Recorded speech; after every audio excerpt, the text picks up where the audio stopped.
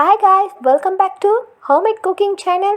இன்னைக்கு நான் உங்களுக்காக என்ன ரெசிபி கொண்டு வந்திருக்கேன்னு பார்த்தீங்கன்னாக்கா ஸ்வீட் அண்ட் சவரோட சாஸ் எப்படி ப்ரிப்பேர் பண்ணலாம் அப்படின்றது தான் இன்றைக்கி நான் உங்களோட ஷேர் பண்ணிக்க வந்திருக்கேன். வாங்க இப்போ வீடியோக்குள்ளே போகலாம். முதல்ல இந்த சாஸ் செய்கிறதுக்கு பேன் நம்ம அடுப்பில் வச்சுக்கலாம்.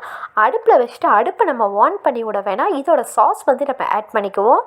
அதுக்காக இங்கே பார்த்தீங்கன்னா நான் 2 டேபிள் ஸ்பூன் சாய் சாஸ் தான் ஆட் பண்ணுறேன். அதுக்கப்புறமா 2 tablespoon chilli sauce. Chilli டொமேட்டோவோட யூஸ் பண்ணாதீங்க, நம்ம சில்லியோட தான் யூஸ் பண்ணணும். அப்போது தான் இதில் ஸ்பைசி ஃப்ளேவரும் இருக்கும். இது ரெண்டையுமே நம்ம நல்லா மிக்ஸ் பண்ணி விட்டுக்குவோம். மிக்ஸ் பண்ணதுக்கப்புறமா நம்ம அடுப்பை ஆன் பண்ணிக்கலாம்.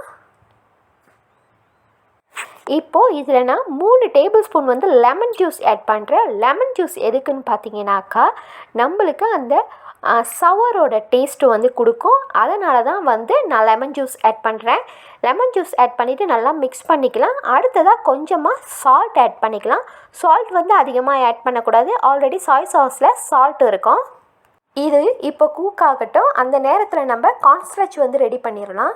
இங்கே பார்த்தீங்கன்னா நான் 1.5 டேபிள் ஸ்பூன் கார்ன்ஃப்ளவர் எடுத்திருக்கேன். இதில் இப்போது நான் 5 டேபிள் ஸ்பூன் தண்ணி ஆட் பண்ணிக்க போகிறேன். தண்ணி ஆட் பண்ணிவிட்டு நம்ம நல்லா மிக்ஸ் பண்ணி எடுத்துக்கலாம். கார்ன்ஃப்ளவர் அதிகமாக யூஸ் பண்ணாதீங்க. அதிகமாக யூஸ் பண்ணிட்டீங்க அப்படின்னாக்கா கட்டி ஆயிரும். உங்களுக்கு அந்த ஸ்வீட் அண்ட் சவர் செய்கிறதுக்கு அந்த சாஸ் சரியான பதத்தில் கிடைக்காது. இப்போது இதை நான் நல்லா மிக்ஸ் பண்ணி விட்டுக்க போகிறேன். மிக்ஸ் பண்ணிவிட்டு நம்ம ஒரு இடத்துல எடுத்து வச்சுருவோம். இப்போ வாங்க சாய் சாஸ் எப்படி வந்துட்டுருக்குன்னு பார்க்கலாம். இங்கே பார்த்தீங்கன்னா ஆல்ரெடி பாயில் வந்துருச்சு. இதை இப்போ நல்லா மிக்ஸ் பண்ணி விட்டதுக்கப்புறமா எடுத்து வச்சுருக்கிற சுகரை ஆட் பண்ணிக்கிறேன். இதில் நான் 3 டேபிள் ஸ்பூன் சுகர் ஆட் பண்ணுறேன். சுகர் எதுக்குன்னு பார்த்தீங்கன்னாக்கா நம்மளுக்கு அந்த ஸ்வீட் டேஸ்ட்டை கொடுக்கும். ஸோ அதனால தான் நான் சுகர் ஆட் பண்ணிக்கிறேன். சுகர் நல்லா மெல்ட் ஆகணும். மெல்ட் ஆகாமல் விட்டுறாதீங்க, நல்லாவே மெல்ட் ஆகணும். இப்போ பாருங்கள் நல்லாவே மெல்ட் ஆயிடுச்சு. இப்போது இதில் நம்ம அந்த கார்ன்ஸ்டார்ச்சை ஆட் பண்ணிக்கலாம். அடுப்பு லோ ஃப்ளேமில் வச்சுக்கோங்க. மீடியம் ஃப்ளேமில் வைக்கக்கூடாது, ஹை ஃப்ளேம்லேயும் வைக்கக்கூடாது. ஆட் பண்ணதுக்கப்புறமா நல்லா மிக்ஸ் பண்ணி விட்டுக்கலாம். நல்லா மிக்ஸ் பண்ணி விட்டுருங்க. இதே மாதிரி மிக்ஸ் பண்ணிடலாம். கொஞ்ச நேரம் இதை அப்படியே விட்டுலாம், நல்லா பாயில் வரட்டும். இப்போ பாருங்கள் ஆல்ரெடி பாயில் வந்துருச்சு. இதில் இப்போது நான் 5 டேபிள் ஸ்பூன் வாட்டர் ஆட் பண்ணிக்கிறேன். வாட்டர் ஆட் பண்ணதுக்கப்புறமா மறுபடியும் நல்லா மிக்ஸ் பண்ணிக்கலாம்.